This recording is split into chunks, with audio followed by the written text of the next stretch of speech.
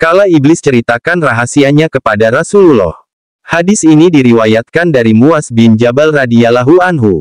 Dari Ibnu Abbas radhiyallahu anhu. Dia berkata bahwa pada suatu hari dirinya bersama sahabat lainnya, dan Rasulullah sedang mengadakan pertemuan di rumah salah seorang sahabat Ansor di Madinah. Tiba-tiba dari luar rumah terdengar seseorang mengetuk pintu, dan meminta izin untuk masuk.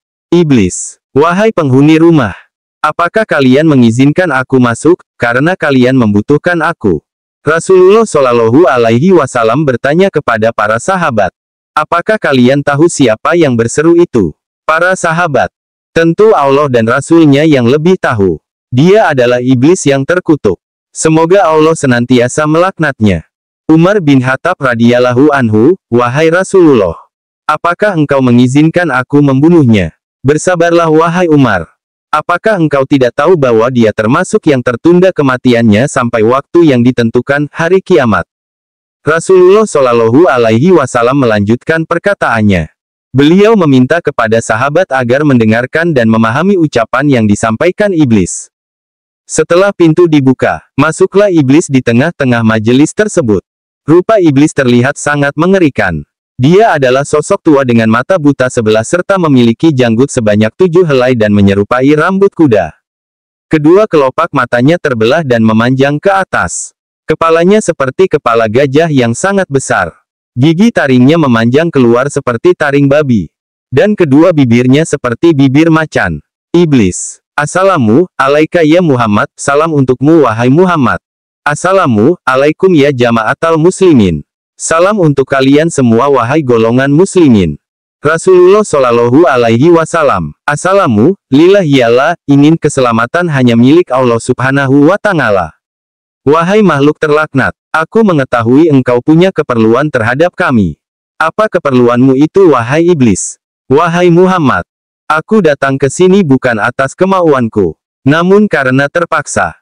Siapa yang memaksamu? Seorang malaikat dari utusan Allah telah mendatangiku dan berkata, Allah Subhanahu wa Ta'ala memerintahkanmu untuk mendatangi Muhammad sambil menundukkan diri.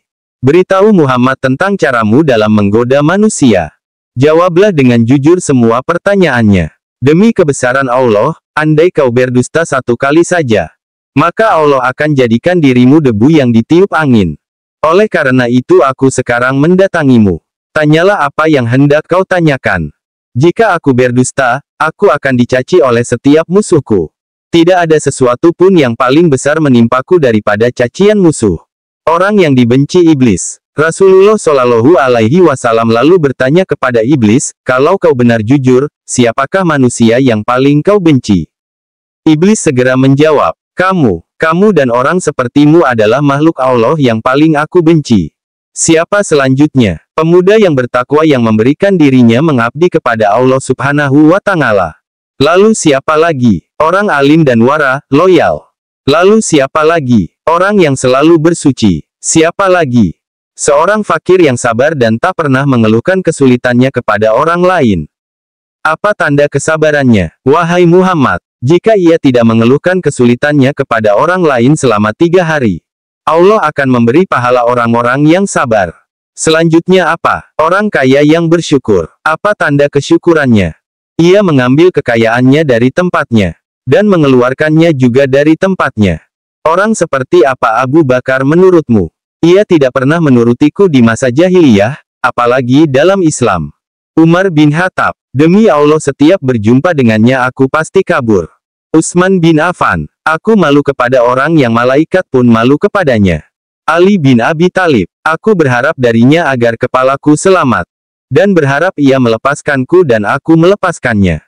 Tetapi ia tak akan mau melakukan itu. Ali bin Abi Thalib selalu berzikir terhadap Allah Subhanahu wa Ta'ala.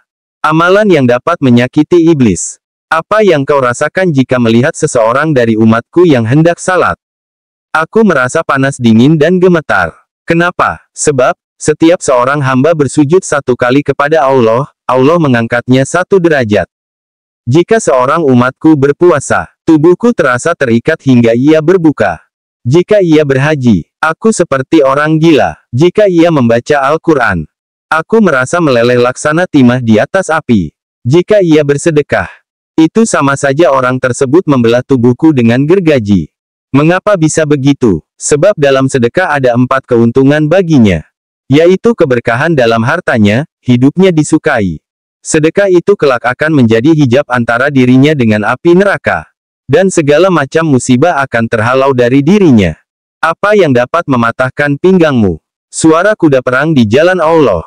Apa yang dapat melelehkan tubuhmu? Taubat orang yang bertaubat. Apa yang dapat membakar hatimu? Istighfar di waktu siang dan malam. Apa yang dapat mencoreng wajahmu? Sedekah yang diam-diam. Apa yang dapat menusuk matamu? Salat fajar. Apa yang dapat memukul kepalamu? Salat berjamaah. Apa yang paling mengganggumu? Majelis para ulama. Bagaimana cara makanmu? Dengan tangan kiri dan jariku. Di manakah kau menaungi anak-anakmu di musim panas?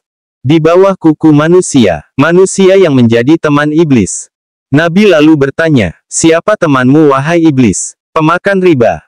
Siapa sahabatmu? Pezina. Siapa teman tidurmu? Pemabuk. Siapa tamumu? Pencuri. Siapa utusanmu? Tukang sihir. Apa yang membuatmu gembira? Bersumpah dengan cerai. Siapa kekasihmu? Orang yang meninggalkan salat Jumat. Siapa manusia yang paling membahagiakanmu? Orang yang meninggalkan salatnya dengan sengaja. Semoga dengan mengetahui ini, kita sebagai umat Nabi Muhammad SAW selalu membekali diri dengan iman, melakukan amalan yang membuat iblis menjadi lemah, menjauhi hal-hal yang diinginkan makhluk terlaknat tersebut. Allah lah Maha Pemilik ilmu pengetahuan. Wallahu alam. Semoga bermanfaat.